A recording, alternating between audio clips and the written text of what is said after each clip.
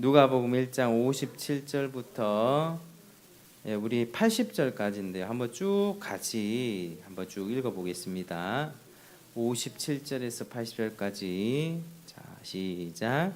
엘리사벳이 해산할 기한이 차서 아들을 낳으니 이웃과 친족이 주께서 그를 크게 긍휼히 여기심을 듣고 함께 즐거워하더라.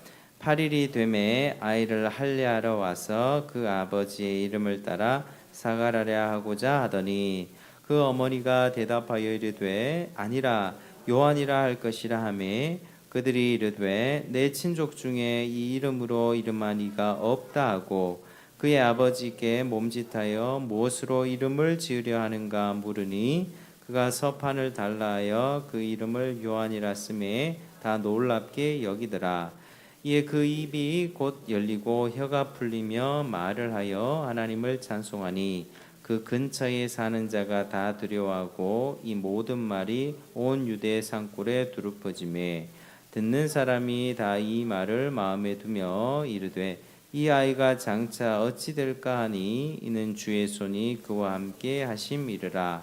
그 부친 사가랴가 성령의 충만함을 받아 예언하여 이르되 찬송하리로다. 주 이스라엘의 하나님이여 그 백성을 돌보사 속량하시며 우리를 위하여 구원의 뿔을 그 종 다윗의 집에 일으키셨으니 이것은 주께서 예로부터 거룩한 선지자의 입으로 말씀하신 바와 같이 우리 원수에게서와 우리를 미워하는 모든 자의 손에서 구원하시는 일이라. 우리 조상을 긍휼히 여기시며 그 거룩한 언약을 기억하셨으니 곧 우리 조상 아브라함에게 하신 맹세라. 우리가 원수의 손에서 건지심을 받고 종신토록 주의 앞에서 성결과 의로 두려움이 없이 섬기게 하리라 하셨도다. 이하여 네가 지극히 높으신 이의 선지자라 일컬음을 받고 주 앞에 앞서가서 그 길을 준비하여 주의 백성에게 그 죄 사함으로 말미암는 구원을 알게 하리니 이는 우리 하나님의 긍휼로 인함이라. 이로써 돋는 해가 위로부터 우리에게 임하여 어둠과 죽음의 그늘에 앉은 자에게 비치고 우리 발을 평강의 길로 인도하시리로다 하니라. 아이가 자라며 심령이 강하여지며 이스라엘에게 나타나는 날까지 빈들에 있으니라. 아멘. 자, 오늘 이제 세례 요한의 출생과 또 그 부친 사가랴의 예언 이 부분을 통해서 22문을 한번 공부해 보겠습니다. 자, 그 안쪽에 주보 안쪽에 22문 있습니다. 22문. 소위를 문답 22문 문을 같이 읽겠습니다. 시작. 하나님의 아들이신 그리스도께서 어떻게 사람이 되셨습니까? 답 시작. 하나님의 아들이신 그리스도께서는 성령의 능력으로 잉태되어 동정녀 마리아의 몸에서 참 몸과 지각 있는 영혼을 취하심으로 사람이 되셨습니다. 또한 마리아에게서 태어나셨으나 죄는 없으십니다. 아멘. 자, 지난주에 예수님의 탄생에 관한 부분을 좀 살펴보았는데 오늘은 좀 보충해서 말씀을 드리겠습니다. 자, 오늘 57절에서 66절까지 이렇게 한 단락 요한이 출생하는 그 내용을 다루고 있는데 그 내용을 보면 이제 사가랴와 엘리사벳이 나이가 많았습니다. 근데 하나님의 능력에 의해서 기적적으로 이 요한, 세례 요한이 탄생하게 되었습니다. 그리고 이제 그 부친 사가랴가 67에서 79절까지 사가랴가 하나님께 찬송을 드리고 성령의 충만함으로 예언을 하는 내용입니다. 그런데 이 67에서 79절 이 찬송하고 예언하는 내용 중에서 특별히 67절에서 75절까지 쭉 보시면 요한에 대한 이야기가 하나도 없습니다. 요한에 대한 이야기가. 자, 이것은 누구에 대한 이야기입니까? 지금 분명히 세례 요한을 낳고 아들을 낳고 찬송하고 이렇게 하고 있는데 예언하고 있는데 요한에 대한 얘기가 안 나오고 다른 이야기가 나오고요. 하나님을 찬송하고 있습니다. 68절에 찬송하리로다 이렇게 시작하죠. 주 이스라엘 하나님이여 백성을 돌보사 속량하시고 69절에 우리를 위하여 구원의 뿔을 그 다윗의 집에 일으키셨다. 그리고 70절에 이것이 주께서 예로부터 거룩한 선지자 입으로 말씀하신 바와 같이 71절 우리 원수에게서와 우리를 미워하는 모든 자의 손에서 구원하시는 일이라. 이게 우리 구원자 구원하시는 일이다. 72절에 조상을 긍휼히 여기시며 그 거룩한 언약을 기억하셨으니 우리 조상 아브라함에게 하신 맹세라. 뭐 이렇게 쭉 이렇게 이야기를 하고 있습니다. 이게 이제 특별히 무슨 사건이 일어나니까 지금 무엇을 보고 구원하신다라고 하는 것입니까? 자, 우리 방금 읽었던 여기 구원의 뿔 69절에 보면 구원의 뿔이 나오죠.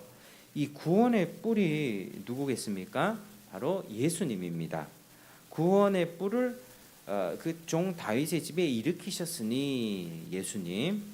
그러니까 지금 이제 마리아가 찾아와서 석 달쯤 함께 있으니까 이 마리아에게서 이야기를 다 들었을 것입니다. 이 마리아가 지극히 높으신 이의 아들을 낳을 것인데 그가 그 조상 다윗의 위를 이을 이스라엘의 왕으로서 한 6달 있으면 태어날 것을 알고서 하나님을 찬송한 것입니다.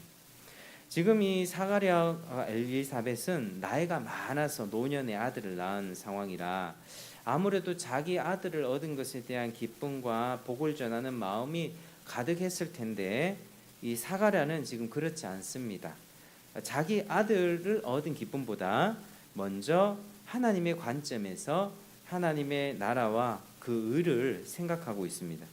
그래서 하나님의 백성을 위한 구속자가 태어나고 하나님의 백성의 왕이 이 구원의 뿔이 나셨다. 이걸 지금 예언하고 있는 것이죠. 그래서 우리가 이 사가랴의 예언의 모습을 보면서 이게 참 하나님의 백성의 모습이 이러하다는 것을 알 수 있습니다. 하나님의 백성인 사람과 아닌 사람의 차이점이 여기 있습니다. 하나님의 백성이 아닌 사람은 생각이 항상 자기 중심적입니다. 그러나 하나님의 백성은 이 관점이 늘 하나님의 나라와 그 의에 있습니다. 그래서 하나님이 큰 일을 행하신 것, 하나님이 메시아를 탄생하게 하신 것, 하나님이 구원의 뿔을 다윗의 종에 일으키신 것, 늘 그 관점이 하나님 나라의 중심에 있는 것입니다. 사가랴가 그런 모습들을 잘 보여줬고요. 사가랴의 말은 이 절대적으로 그 중심이 자기 아들이나 노년의 아들을 낳아가지고 우리가 너무 기쁘다, 우리 가정이 너무 행복하다 말하고 있지 않습니다.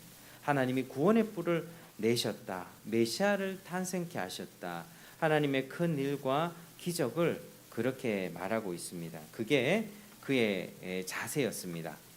그리고 이어서 이제 76절에서 79절까지는 자기 아들에 대한 이야기를 하고 있는데 자기 아들의 위치가 무엇이고 할 일이 무엇인가를 말합니다. 76절 이 아이여 세례 요한이 이 아이여 네가 지극히 높으신 이의 선지자라 일컬음을 받고 주 앞에 가서 그 길을 준비하여 이 예수님 전에 오게 되는 세례 요한의 그 역할을 말하죠. 지극히 높으신 이의 선지자, 예수님의 길을 준비하는 자, 이 말라기 4장의 예언이 성취되고 있는 부분이고요.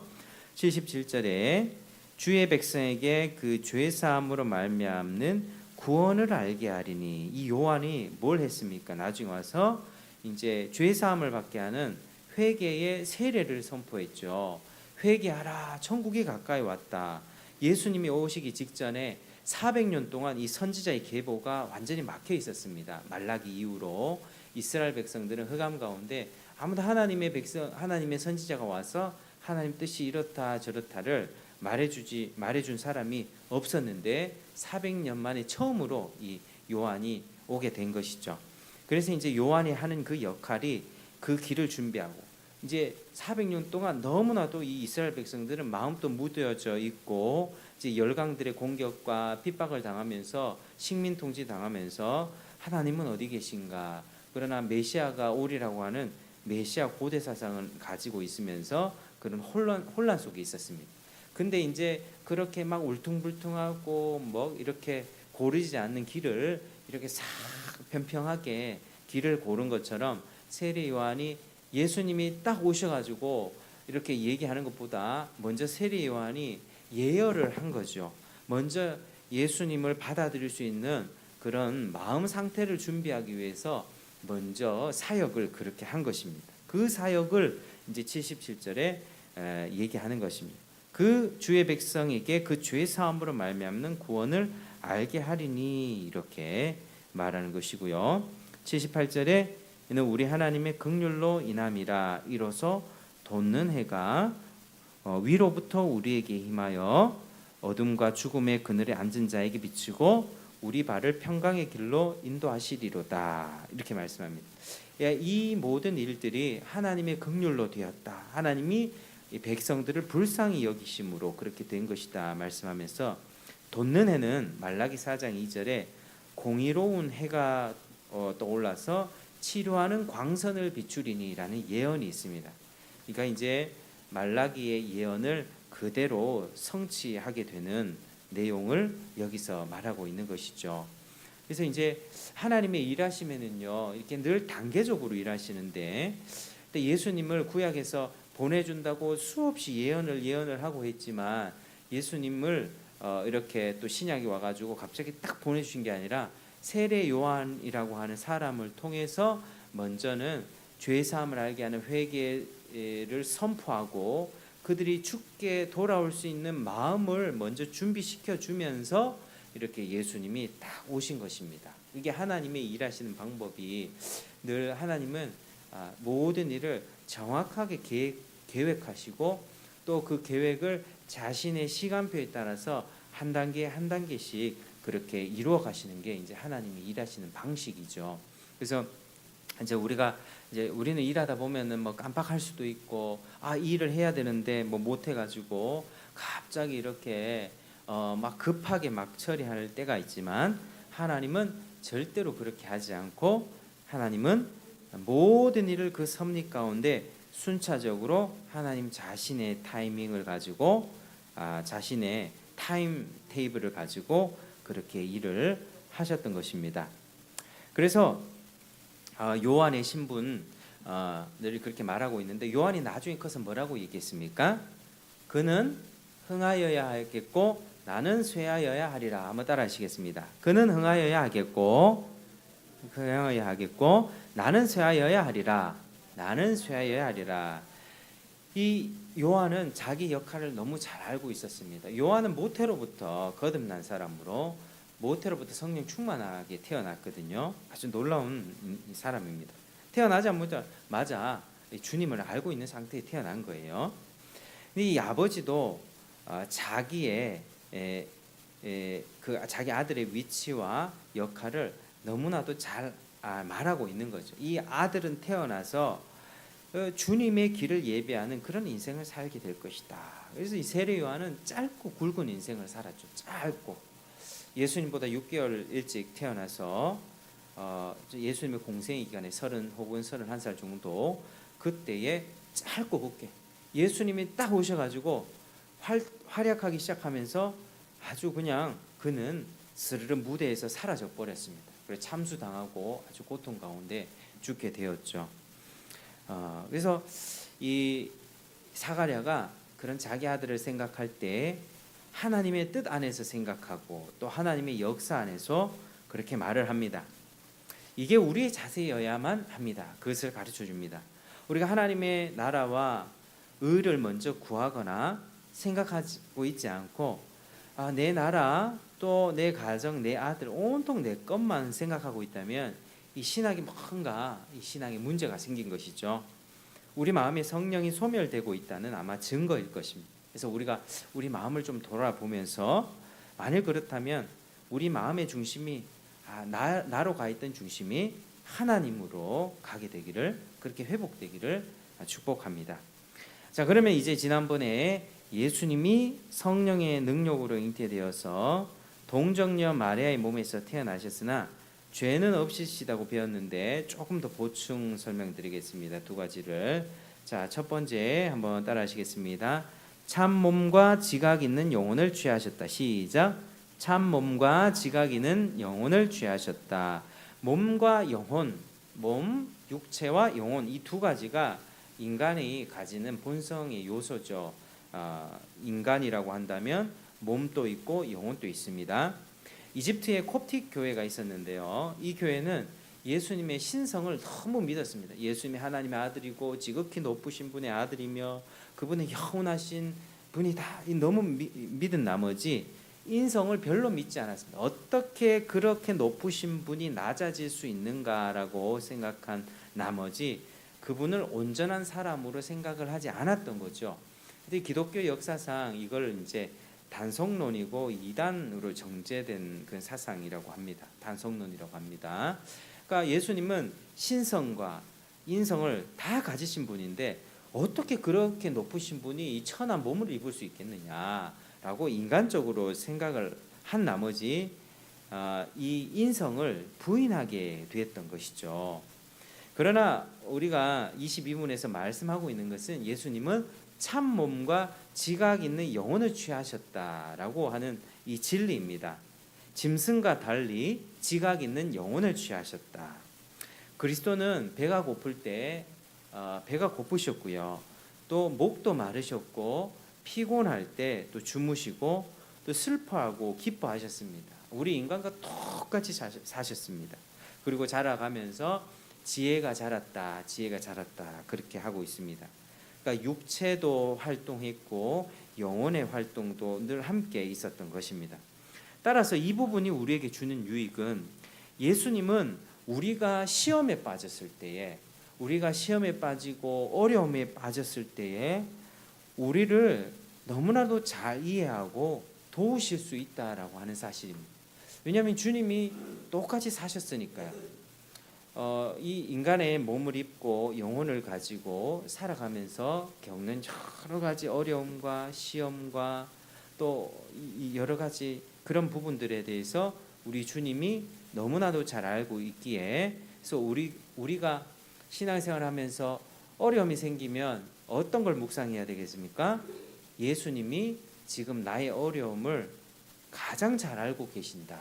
그리고 그분께서 나를 가장 잘 도와줄 수 있는 지금 긍휼의 손으로 우리를 품어주고 계신다. 그래서 우리가 그 상황에서 취해야 할 행동은 예수님을 묵상함으로 우리가 기도하는 것입니다. 주님 나의 어려움과 아픔을 너무나도 잘 아시죠? 주님께서 참 몸을 가지셨고 영혼을 가지셨기에 저와 똑같은 어려움을 주님도 다 겪으셨으나 그러나 주님은 죄를 짓지 않고 주님은 다 극복하지 않았습니까? 주님께 부어주셨던 그 충만한 성령을 저에게도 부어주셔서 이 어려움과 시험을 이길 수 있도록 넉넉히 이길 수 있도록 하나님 도와주십시오라고 우리 신앙생활에 실제적인 유익을 위해 기도할 수 있습니다. 그래서 이런 교리적인 부분이 뭐 이렇게 딱딱하게 느껴질 수는 있지만 사실 그게 우리의 삶의 뼈대가 됩니다. 이게 삶의 뼈대가 되고요. 그렇게 깊이 딱 박힐 때에 어떤 유혹에도 흔들리지 않고 흔들리다가도 예수님을 탁 붙잡고 나아갈 수 있는 그런 믿음을 갖게 되는 것입니다. 자, 두 번째 이제 보충 설명인데요. 한번 따라 하시겠습니다. 성령의 능력으로 잉태되어 시작. 성령의 능력으로 잉태되어 동정녀의 몸에서 나심으로 동정녀의 몸에서 나심으로 사람이 되셨으나 죄는 없으십니다. 시작. 사람이 되셨으나 죄는 없으십니다. 성령의 능력으로 잉태 동정녀 마리아의 몸에서 출생 죄는 없으시다. 이걸 우리가 늘 기억해야 되죠. 동정녀 마리아에게 태어나셨다는 것은 아주 겸손하여 낮아지셨다는 것입니다. 그런데 이 마리아가 하나님을 낳은 것은 아닙니다. 이 이위 성자 하나님은 영원전부터 계셨습니다. 영원전부터. 그분은 이 예수님은 영원전부터 계신 분인데 단지 가난했지만 경건했던 마리아라는 여인의 몸을 통하여 겸손한 모습으로 오셨습니다. 겸손하면 얼마나 겸손하게 오셨습니까? 이 마리아 요셉 가정이 별로 부유하지 않았거든요. 나중에 제사 지낼 때 보면 비둘기로 제사를 지냅니다. 이 비둘기는 극빈자들에게 주신 하나님의 배려의 제물이었거든요. 다른 사람은 양과 염소와 이런 것들을 바치라 했지만 가난한 사람은 비둘기로 바치라. 이게 이 마리아라는 가난했지만 하나님을 사랑했고 경건했던 이 여인의 몸을 통해서 아주 겸손하게 오셨고 좋은 호텔방에서 태어난 게 아니라 바로 마구간의 말 구유에서 아주 겸손하게 오셨습니다. 예수님의 성육신이 이렇게 낮아지셨다. 예수님의 비하라고 하거든요. 비하. 예수님의 낮아지심을 그렇게 말해주고 있는 것입니다. 근데 우리가 이것을 오해하면 안 되는데 이 천주교 로마 카톨릭에서는 오해해서 예수님보다 마리아를 더 높이 올립니다. 그래서 이제 뭐 성모 마리아상에 아기 예수를 안고 있는 상에 가가지고 이 천주교인들 보면 마리아상에 뭐 손을 얹고 기도하거나 눈물 흘리거나 막 그런 사람들이 있습니다. 그러니까 이제 천주교의 교리가 참 죄송합니다만은 그 교리 고지 곧대로 믿으면 천국 못 갑니다. 천주교 다니면서 그냥 아무 생각 없이 다니다가 우리한테 복음을 듣고 예수님 이런 분이다 하면은 이 구원받을 가능성이 있지만 그 교리를 전적으로 믿고 다니는 사람들, 이 천주교에도 공부를 많이 시키거든요. 자기들만의 교리. 교황이 무엇하다, 교황의 말이 무엇하대요. 말이 이 오류가 없대. 그리고 마리아 같은 경우에 죄 없이 태어났다. 지금 좀 말씀드리면은 이 마리아가 하나님의 어머니라고 말하고 하나님의 위치까지 높입니다. 마리아도 죄가 없다는 말까지 합니다. 마리아가 정말 죄가 없습니까? 마리아는 우리와 똑같은 죄인이었습니다. 그러나 하나님의 은혜로 구원받아 의인으로 경건하게 살려고 애쓰고 거룩하게 살려고 노력했던 어느 정도의 성화를 이루었던 사람이 마리아였죠. 근데 이제 이 사람들은 죄 없는 마리아에게서 예수가 태어났다. 그러니까 예수가 인간이 되셨으나 죄가 없다. 이런 논리를 펴니다. 마리아가 죄가 없으니까 예수도 죄가 없다. 이게 아닌 거죠. 그래서 마리아를 어떻게 부르냐면 영원한 동정녀다. 영원한 동정녀. 이게 잘못된 것입니다. 근데 마리아는 예수님이 탄생하신 이후에 또 요셉과 정상적인 부부 관계를 통해서 예수님의 동생들을 낳았습니다. 뭐 야고보, 시몬, 요셉하고 그 누이들 이러면서 한 4-5명 되는 그런 동생들을 낳았거든요. 나중에 이제 야고보서를 신약성경 뒤에 야고보서가 있잖아요. 이 야고보서가 예수님의 형제, 예수님의 동생 야고보가 쓴 겁니다.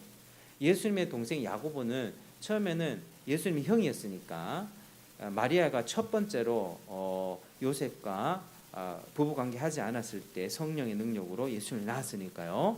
나머지 동생들은 예수님과 같이 어린 시절을 보냈습니다. 그런데 이 야고보는 나중에 이분이 그냥 나의 육신적으로 형이 아니라 육신의 형을 넘어서 이분은 하나님의 아들이구나 이 신앙이 들어가면서 이 예수님을 향해서 예수 그리스도의 종 야고보 이렇게 표현하면서 야고보서를 썼던 것이죠. 그러니까 이런 놀라운 일들이 있습니다. 나중에 예수님께서 승천하신 이후에 사도행전 보면 이 마가의 다락방에서 이 사람들이 막 기도를 하는데 그때 마리아도 함께 기도했습니다. 예수님이 부활 승천하신 이후에 사도행전 1장 14절에 예수의 모친 마리아와 예수의 아우들로 더불어 마음을 같이하여 전혀 기도에 힘썼다 이렇게 얘기합니다. 그러니까 마리아는 하나님께로 딱 택함 받아서 예수님을 탄생하는 그 역할을 아주 잘 수행한 것이죠. 마리아는 하나님이 아닙니다. 죄 없는 영원한 동정녀가 아니고요. 마리아는 그저 훌륭한 신자였습니다. 그런 면에서 우리가 마리아를 존경하고 또 사랑하고 그를 우리가 칭송하는 것이지 그를 신격화해서 예수님을 낳았으니까 예수님보다 더 높은 존재로 신격화해서 우상 숭배하고 상을 만들어 놓고 예수님은 아기로 만들어 놓고 마리아 상을 크게 해서 그 앞에 기도하도록 하고 절하도록 하는 그런 사람들의 종교심을 자극해서 어떤 그런 경배를 받게끔 하는 그런 식의 종교 생활은 잘못됐다라고 하는 사실이죠. 과도하게 마리아를 높이고 숭배하는 것은 가증한 행위다라고 하는 사실 우리가 반드시 기억해야 합니다. 마리아도 예수님께 기도하는 무리 중에 있었다 사실 잊지 마시길 바랍니다. 그리고 예수님이 죄가 없으시다는 말은 우리처럼 보통 출생법으로 오신 것이 아니라 특별한 방법으로 동정녀에게 오셨다는 말이죠. 그래서 예수님은 첫사람 아담의 후손이 아닙니다. 첫사람 아담의 후손이 아니라 아담보다 뛰어난 새 인류의 조상으로 오셨습니다. 그래서 예수님을 무슨 아담이라고 합니까? 둘째 아담, 마지막 아담, 둘째 사람 이렇게 표현합니다. 첫째 아담과 대비돼서 첫째 아담으로 인하여서 죄로 인하여서 모든 사람이 죄에 빠졌죠. 그러나 죄 없이 오신 예수님 두 번째 아담을 통해서 그분을 믿는 자는 누구나 영생을 얻고 구원을 받습니다. 그래서 이 둘째 아담, 마지막 아담 혹은 둘째 사람 이렇게 예수님을 칭합니다. 자, 우리가 오늘 이 말씀을 통해서 예수님은 아주 특별한 방법으로 죄 없이 새 인류의 조상으로 태어났다는 사실을 우리가 기억합니다. 그래서 죄인들을 구원하고 그분을 믿는 자로 하여금 죄 없는 인류를 새롭게 창조하신 것입니다. 지금 그 새 창조의 역사가 복음 전도와 선교를 통해서 한 영혼이 복음에 긍정적으로 반응하고 믿음을 갖고 지교회의 신앙생활을 하게 되면서 새 창조의 역사가 진행되고 있죠. 이 인류의 역사는요, 교회가 항상 중심에 있습니다. 하나님이 인류의 역사를 운행해 나가실 때는 하나님의 택한 백성을 중심으로, 또 때로는 전쟁이 일어나는 것들을 또 보면요, 구약에 항상 이스라엘 중심으로 일어납니다. 이스라엘 하나님 앞에 범죄하고 잘못하면 이방 백성들의 마음속에 있는 죄악들이다, 탐욕과 죄악과 분노들을 일으키셔서 아수르를 사용하든 바벨론을 사용하든 이스라엘을 치게 하시거든요. 칼을 보내시고요, 전쟁을 일으키시고 또 막 기근이 일어나요. 자연 현상 중에 자연재해가 일어나. 왜 일어납니까? 이스라엘 백성들을 교육시키려고 잘못했으니 하나님 앞에 언약적인 저주를 받는 거예요. 언약적인 저주.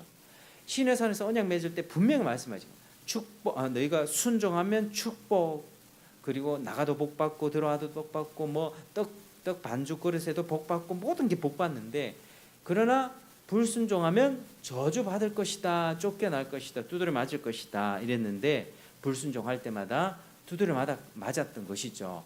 그래서 이스라엘 구약의 이스라엘 역사가 그렇게 운행되어 왔고, 또 신약에 와서는 새로운 이스라엘 백성, 이제 바로 교회의 역사, 복음 전도를 통해서 사람들이 구원받고 믿음 생활하고 이 교회가 많아지면서 또 이 복음이 전 세계로 퍼지잖아요. 지금 엄청나게 전 세계로 확장되고 있습니다. 그리고 지금 한국 같은 경우는 이제 많이 이제 시들시들하고 위축되어 가고 있지만, 여전히 이제 이란이라든지 중동 뭐 이런 지역, 또 남미 지역 같은 경우에는 이제 기독교가 더 왕성하게 일어나고 있습니다. 그러니까 하나님은 이 교회를 중심으로 역사를 운행하시고, 결국에는 역사의 완성은 언제 됩니까? 교회가 완성될 때.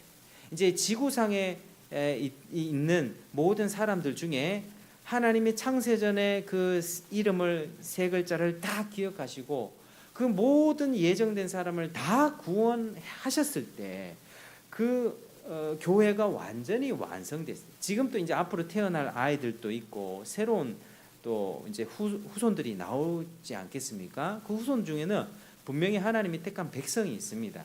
그러나 그 모든 택한 백성의 수가 완전히 차게 되면 하나님의 마음에 있었던 그 예정된 자들이, 모두 생명책에 기록된 모든 자들이 이렇게 육적으로 출생하여 복음을 듣고 구원받아 하나님의 자녀가 되고 교회를 이루면서 살아가게 되는 그때, 마지막 한 명이 딱 구원받는 그때에 하나님께서는 이 역사를 완성시키십니다. 마무리하십니다. 그래서 우리를 온갖 시험과 어려움 가운데 도우시며 새 창조의 완성의 날까지 우리를 끌어가시는 것입니다. 그래서 우리는 역사의 중심이요. 내가 뭐 조금 뭐 부족하고요, 외모가 부족하고 학력이 부족하고 또 뭐 돈이 좀 못 벌어도요, 우리는 역사의 중심에 있고 하나님의 손에 붙들려 가는 인생이며, 하나님이 우리를 통하여서 우리가 완성될 때 이 지구 인류의 역사도 마무리한다라고 하는 사실을 우리가 잘 기억해야 되는 것이죠. 우리 구원이 완전해지는 날, 또 새하늘과 새 땅이 내려오고 새 예루살렘 가운데 우리는 거하게 될 것입니다. 여러분, 요즘에 세상 돌아가는 거 보면 암담한 이야기들이 많죠. 뭐 살인 사건도 그렇고요, 묻지마, 뭐 칼부림 같은 것들, 참 이런 것들을 보면서 이제 위기가 점점 많아질 거예요. 이제 뭐 자연재해는 당연했고요. 지금 뭐 지구상이 지금 뭐 저쪽 편에는 뭐 50도까지 뭐 너무 덥고 어느 쪽에는 폭우가 쏟아지기도 하고요.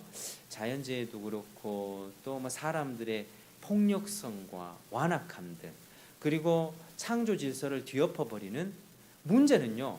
옛날부터 창조 질서를 뒤엎는 죄는 있었습니다. 근데 문제가 뭐예요? 입법 과정에 차별금지법, 평등법, 뭐 법으로 이제 선을 악하다 하는 거예요. 악을 선하다, 선을 악하다 하고 악을 선하다고 하는 그런 법들을 제정함으로써 공식적으로 예수를 믿고 하나님의 창조 질서를 존중하며 살아가는 진리를 따라 살아가는 우리 교인들에게는 치명적인 그런 시대가 지금 열리게 되는 것을 우리가 자꾸 피부로 느끼게 돼요. 이게 언제까지 버틸 수 있을까? 언제까지 막아낼 수 있을까? 그러나 하나님께서 우리를 끝까지 지켜주신다는 사실을 잊지 마시길 바랍니다. 세상은 악해지고 멸망해 가는 것 같지만 그러나 하나님이 우리의 영혼을 지켜주시고 우리를 끝까지 남은 자로서 끌어가시면서 완성되는 그날까지 사명이 있는 자는 결코 죽지 않습니다. 하나님이 시킬 일이 있는 사람은 절대 죽지 않고요. 하나님이 그 영혼을 끝까지 지키시다가 천국에 안전하게 하나님이 데려가는 것이죠. 그리고 그 완성된 날에 모든 무릎이 예수의 발 아래 무릎 꿇게 될 것입니다. 모두가요. 그날에는 통곡 소리가 엄청난 통곡과 그런 방성 대곡이 일어날 것입니다. 예수를 인정하지 않고 예수를 부인했던 하나님의 창조주를 섬기지 않았던 자들의 그런 울음과 울부짖음이 넘쳐나게 되는 그때가 오게 될 것이죠. 모든 악들이 다 파여지고요. 신자들을 핍박하고 또 사탄에 속하여서 우리를 미워하고 조롱하면서 공격하고 죽음으로 이끌어갔던 모든 악한 세력들이 다 완전히 파여지고 새하늘 새 땅 새 예루살렘 가운데에서 우리 하나님을 영원히 찬송하게 될 것입니다. 그래서 예수님은 아기 예수의 연약한 모습으로 오셨지만 이제는 구름 가운데 영광 가운데 말 타고 오시는 왕의 모습으로 좌정하신다. 이걸 반드시 우리가 기억하길 바랍니다. 예수 안에서 구원받고 새롭게 창조된 모든 인류는 주님을 아주 높이 찬양하는 그날을 소망하면서 우리가 살아갈 수 있습니다. 우리 믿음을 가지십시오. 그날을 소망하십시오. 그리고 그 믿음과 소망 가운데 우리 서로 사랑하며 살아갈 때, 또 주님을 의지하며 인내하며 살아갈 때 영광의 그날을 우리는 반드시 보게 될 것입니다.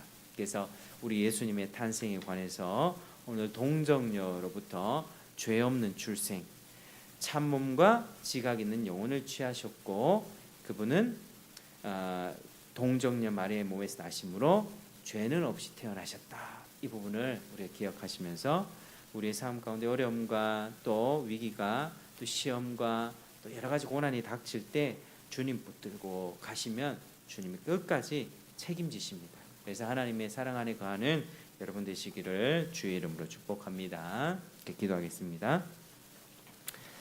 하나님 아버지 참으로 감사합니다. 오늘 문답 22문을 통하여서 예수님이 정말 참된 인간으로 오셨고 또 그분은 참된 인간이면서 또 죄 없으신 하나님의 아들 이름을 우리가 아버지 다시 한번 배웠습니다.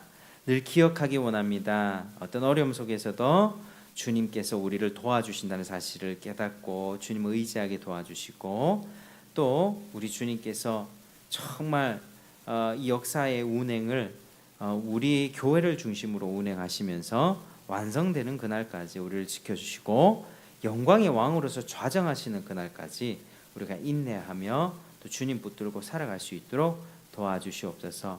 주님을 더 잘 믿기 원합니다. 더 잘 의지하기 원합니다.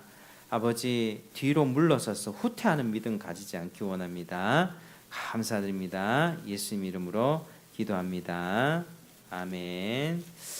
우리